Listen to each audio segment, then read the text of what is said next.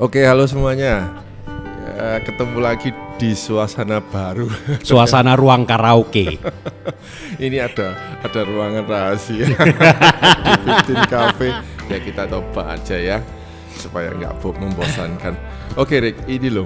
Ya, ingat yang video kemarin tentang PSI? Ya, PSI tekanan. 100 PSI itu. Yep. Ya. Jadi masih juga ada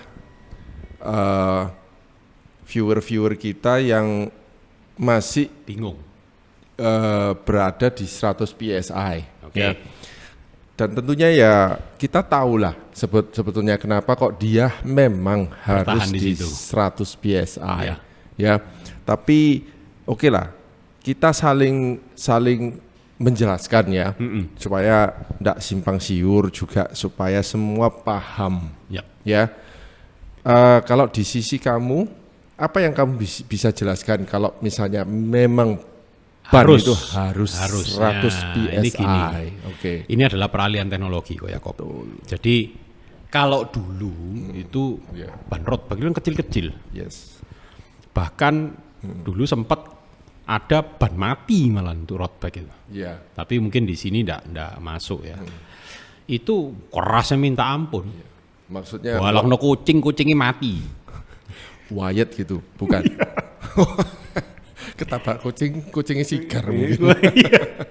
Nah itu biasanya untuk ban yang kecil-kecil, yang lebarnya sempit-sempit. Iya.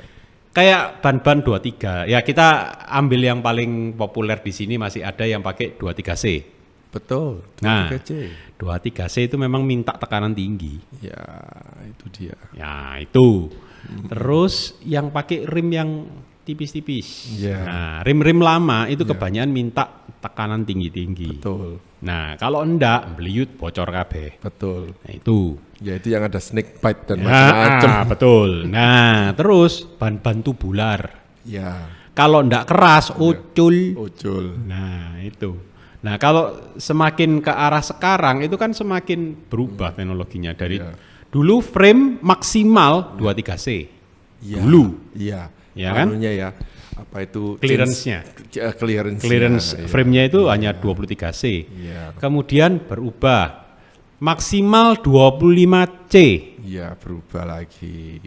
Sekarang ada yang maksimal 28C. Ya. Terus loncat maksimal 35C.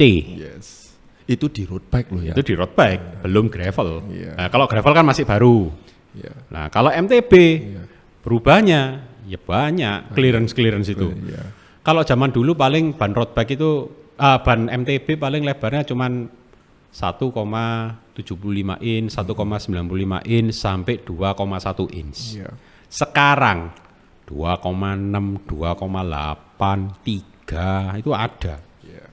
Karena itu clearance-nya pun berubah. Kalau dulu road bike frame-nya QR-nya berapa? OLD-nya. Ada yang masih 125, Iya. ada yang 130. Sekarang sudah true axle 142. Loh, jeglek.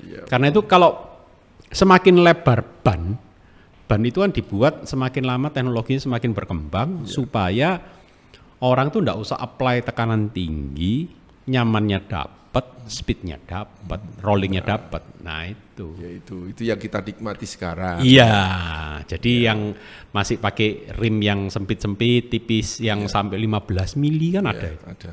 Nah, Masih itu ada. masih ada. Nanti suatu saat ini kebetulan lagi dibongkar. Nanti kalau udah selesai kita tunjukin rim tubular yang cuma 15 Ya, mili. saya ingat ada satu customer ya, yaitu member Freedom yang karena itu Pak Sugeng itu, tapi dia sudah wafat ya karena dia jatuh. Jadi sebelum dia touring ke Banyuwangi bersama Freedom tahun lalu itu, dia sempat nanya ke toko apa masih punya ban 23C karena frame-nya dia tidak mampu, kalau untuk dikasih 25 itu pasti nabrak ya itu loh. Itu jadi semakin ke arah hari ini itu tekanan ban memang require-nya tidak tinggi-tinggi karena apa? teknologinya ban itu sudah beda, teknologi rimnya beda, ya otomatis ya. Ya kalau ini saya tanyakan ke istri saya yang misalnya dia itu kan pinter fisika ya. Saya tanya, oh ya memang begitu. Kalau volumenya tinggi, besar, pressure-nya pasti rendah. Itu. Tapi kalau misalnya volumenya kecil, pressure-nya tinggi. Nah, itulah yang nanti menjawab kenapa sebagian dari viewer masih di tekanan 100 PSI. Nah, ya, salahkah? Enggak. Ya itu. Ya enggak, ya sama kayak ban-ban di MTB. Ban-ban di MTB kan gendut-gendut kalau dibandingkan road bike. Iya. Nah, kalau road bike tekanannya 70, 80, 90, 100 lah. Road MTB 30, 35, ya, 35 maksimal PSI-nya itu hanya yang cuman 50 PSI maksimal. Iya.